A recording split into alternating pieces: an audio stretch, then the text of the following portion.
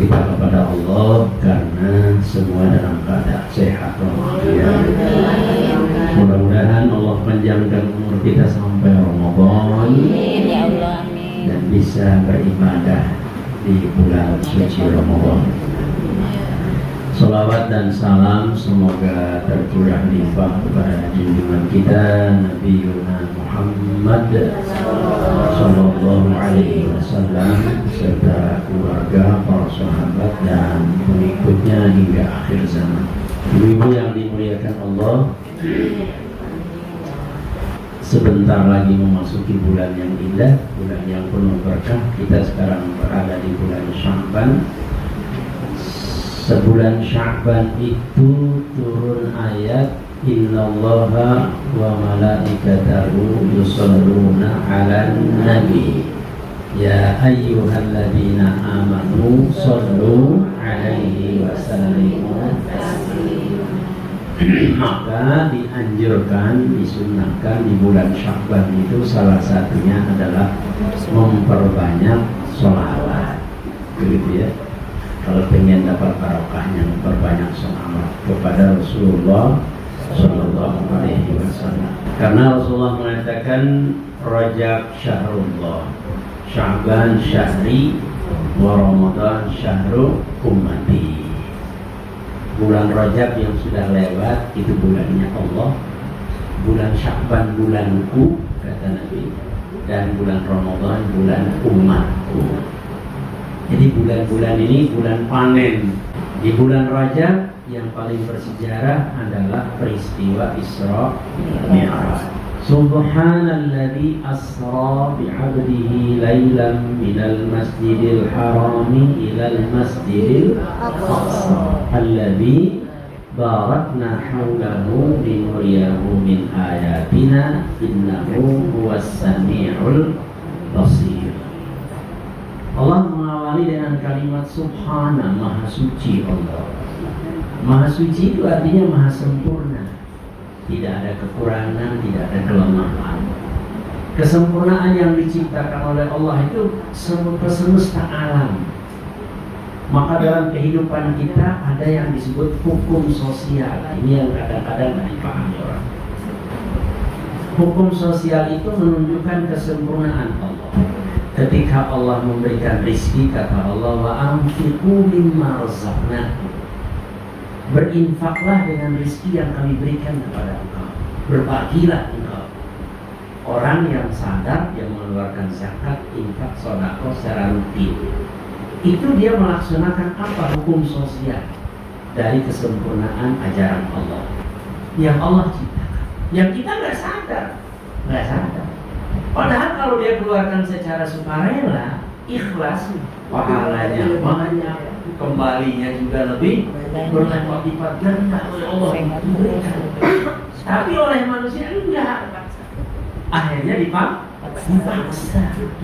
Sakitkah, motornya rusakkah, mobilnya rusakkah? Itu cara-cara Allah yang lebih sadis, lebih berat lagi. Kenapa? Misalnya rumahnya na'udzubillah min habis dimakan api misalnya gitu. Itu kenapa? Karena sudah susah kata Allah. Ini dikasih jalur yang normal tidak mau, ya udah ya. Iman itu intinya ada 3. Kata Rasulullah, Salasun min aslil iman. Iman itu intinya 3. Kita kenal rukun iman kan? Ada berapa rukun iman? Ada 6. Tapi dari 6 itu kata Nabi intinya 3. 1, kalimat la ilaha illallah. Itu inti iman yang pertama. Al-kaffu amman qala la ilaha illallah la nukaffiruhu bidambin wa la nukhrijuhu minal islami bi'amalin. Kalimat la ilaha illallah itu adalah tanda orang itu beriman. Kata Rasul, kalau dia sudah mengucapkan kalimat itu, tidak boleh engkau mengkafirkan dia karena dosa dia melakukan, atau mengeluarkan dari Islam karena amalnya. Nggak boleh. Kenapa? Di hatinya adalah ilaha illallah.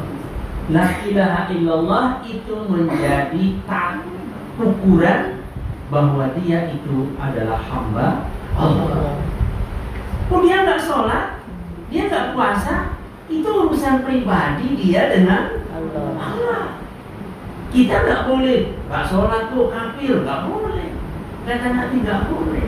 La ilaha illallah masih ada.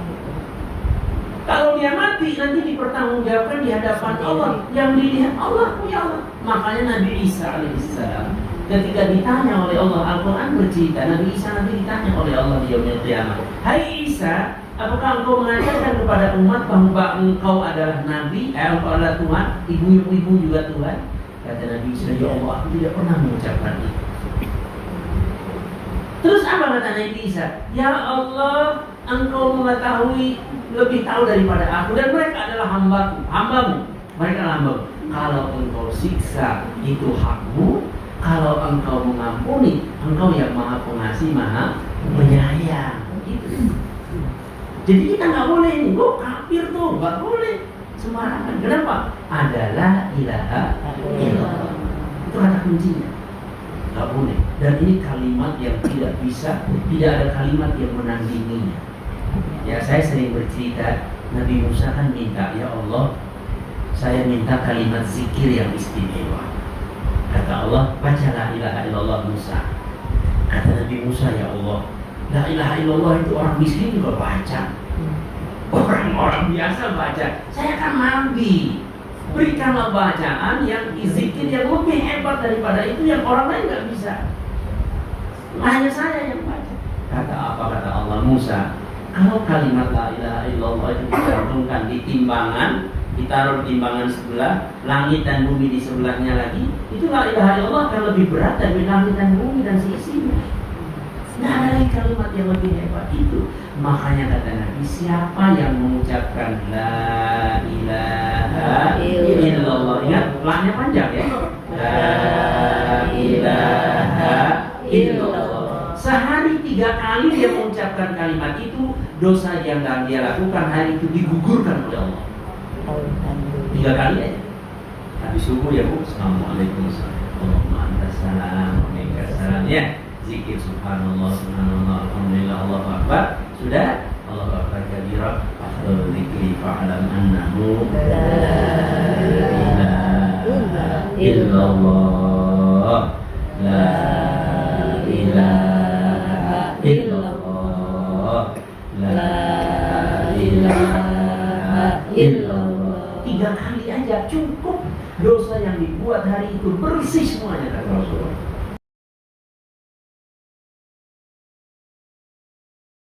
Apalagi kalau ibu baca 100 kali, masya Allah.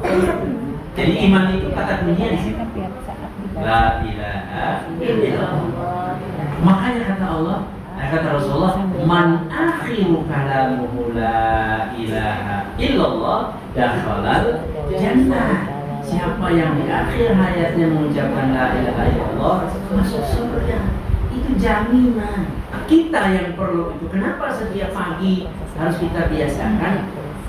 Kalau orang sudah terbiasa dalam kehidupan yang normal kalimat itu, maka dalam posisi sakaratul maut, ketika dia dalam ambang di bawah sadar, kalimat itu akan muncul dengan sendirinya.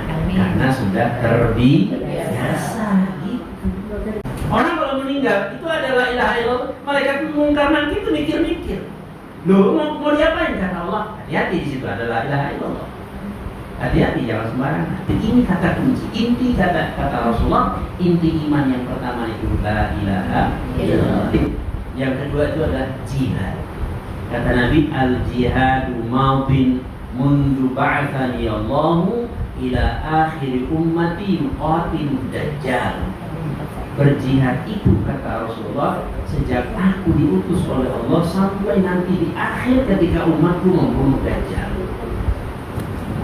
Berjihad itu bermacam-macam. Saudara kita yang di Palestina berperang, ya kan? Dia berjihad. Kita yang di sini, kata Nabi, siapa orang yang melangkahkan kaki menuju majelis taklim, itu dia sedang berjihad. Kalau kita tidak berjihad, nih kita lihat sejarah. 800 tahun Islam itu menguasai Eropa dan kekuatannya ada di Spanyol. 800 tahun. Tapi apa yang terjadi setelah 800 tahun? Mereka cinta dunia, lupa kepada akhirat. Cinta makhluk, lupa kepada Khalik yang menciptakan. Kata itu yang terjadi. Jadi hidup foya-foya, nggak ke masjid lagi, nggak ada yang ta'lim.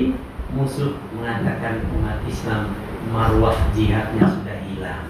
Saatnya mereka datang ke Spanyol, pilihannya cuma dua: Anda dibantai, dibunuh, atau Anda murtad. Cuma itu.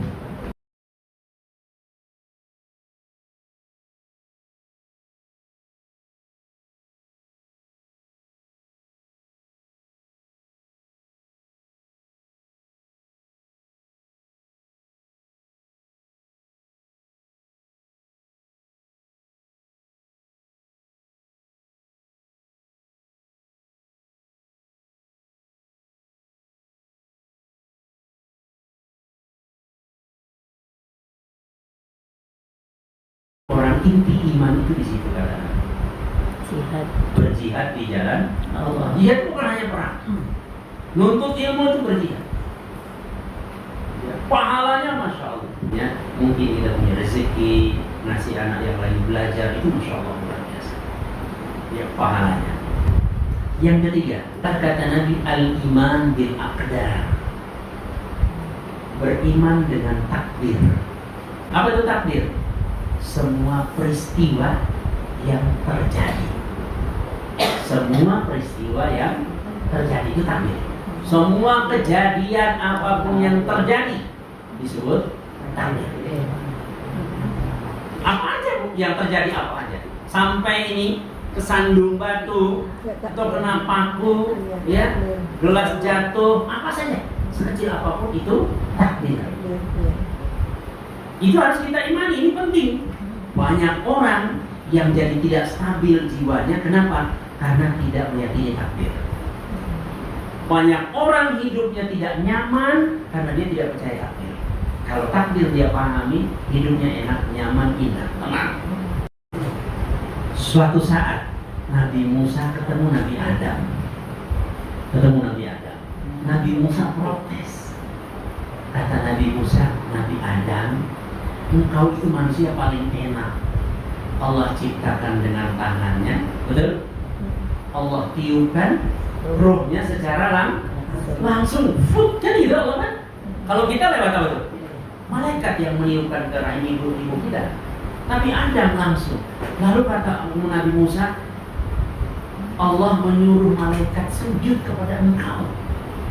Habis itu engkau masuk surga, menikmati surga enak. Apa kata Nabi Musa? Nabi Adam, kenapa engkau melanggar perintah Allah? Coba engkau kan nggak melanggar, kan anak cucumu nggak sengsara di dunia. Tuh lihat tuh anak cucumu, anak cucumu menderita di dunia sekarang. Mereka sengsara di sana. Kata Nabi Musa kepada Nabi Adam. Protes kan itu? Lalu apa jawaban Nabi Adam? Dibalikin sama Nabi Adam. Kata Nabi Adam, Musa, engkau seorang nabi, betul. Engkau kalamullah. Nabi Allah berbicara langsung dengan tongkatmu luar biasa. Laut dipukul, 12 jalan tol. Di antara jalan yang satu dengan jalan itu air laut. Ikan bermain, indah itu, masya Allah. Ya, luar biasa, hebat. Kata Nabi Musa, kata Nabi Adam, engkau terima Taurat? Iya. Apakah engkau baca dalam kitab Taurat? Wa asa Adam rabbuhu wa asa Adam rabbahu. Nabi Adam melanggar perintah Allah. Ada nggak di kalimat Taurat? Ada. Kata Nabi Adam. Ada Nabi Musa. Nabi Adam bertanya, Musa, sebelum aku diciptakan, dengan tulisan takdir peristiwa yang akan terjadi itu jaraknya berapa tahun? Kata Nabi Musa 40 tahun. Jadi 40 tahun sebelum Nabi Adam diciptakan sudah ditulis catatan segala yang akan terjadi. Termasuk Nabi Adam akan melanggar perintah Allah. Kata Nabi Adam, lalu kenapa engkau salahkan aku? Catatannya udah ada. Imamin takdir ya Bu. Penting. Apapun yang terjadi jangan nyalain orang. Jangan nyalain. Catatannya sudah ada. Gitu loh. Apapun yang terjadi, udah ya Allah, tinggal kita. Allah, Engkau uji aku seperti ini ya Allah. Berikan aku kekuatan ya Allah. Itu aja. Al-iman bil aqdar, meyakini takdir. Jangan dilawan. Kan kita nggak bisa ngatur, yang ngatur Allah. Tinggal kita mau dapat pahala besar apa enggak. Kalau kita terima, disitulah kita diangkat derajatnya oleh Allah. Kalau kita nggak terima, longsor, disitulah kita yang sakit. Mulai kepala sakit, Pak. Termasuk dibentak-bentak juga takdir. Iya, takdir. Ada yang takdir itu enggak boleh bentak-bentak. Iya, kasih tahu bentak. Muter-muter. Yang bentak harus kasih tahu. Pokok aja gitu. Jangan terus oh dia itu takdir. Iya, takdir. Apa itu takdir? Takdir itu peristiwa yang sudah terjadi. Sudah terjadi, itu takdir. Ya sudah terjadi, udah. Kalau belum kan belum. Berusaha. Iya, kita tinggal ikhtiar. Pak, mohon maaf, bisa nggak besok-besok? Kalau bisa jangan lewat sini ya Pak. Gitu bisa kan gitu. Tapi yang sudah ya wes. Jadi nggak ada. Oh, andai, enggak usah pakai andai. Andai apa sih dari awal. Kalau sudah wes, ya Allah, ini kau uji aku seperti ini Allah. Engkau yang lebih tahu. Harus ada antisipasi. Engkau yang lebih tahu apa ini. Aku nggak tahu, terserah Engkau ya Allah. Kalau baik untukku, alhamdulillah. Kalau nggak terserah Engkau. Itu, wes terjadi. Bagaimana cara belajar ikhlas? Caranya dibalik. Ketika kita memberi orang, jangan lihat orangnya, jangan mengatakan dia yang butuh. Ketika kita memberi, itu balik yang butuh kita. Kita butuh pahala, kita butuh terangnya alam kubur, kita butuh di padang mahsyar nanti, kita butuh masuk surga. Itu bukan orang yang itu yang kita lihat. Kalau kita lihat orang, hati mah gampang digoyang oleh iblis. Sombong, angkuh, takabur, hilang. Balik. Bukan dia yang butuh, aku yang butuh. Ya Allah, aku titipkan. Aku titip untuk anak yatim, pesantren, aku titip. Kenapa? Nanti di kuburan aku ambil. Nanti pada masa aku ambil titipanku itu. Begitu caranya. Jadi hati kita kan enak, bening, bersih. Ya alhamdulillah, dengan apa nih? Duduk di majelis ilmu. Demikian sahabat sekalian yang dirahmati Allah, tausiah yang cukup mencerahkan dari Bapak Ustadz kita, Bapak Haji Hussein Usman. Semoga bermanfaat dan menjadi bekal bagi kita untuk meningkatkan iman dan takwa di bulan Ramadan bulan depan ini, yaitu tahun 1445 Hijriah. Subhanakallahumma wa bihamdika asyhadu alla ilaha illa anta astaghfiruka wa atubu ilaik. Walhamdulillahirabbil alamin. Wassalamualaikum warahmatullahi wabarakatuh.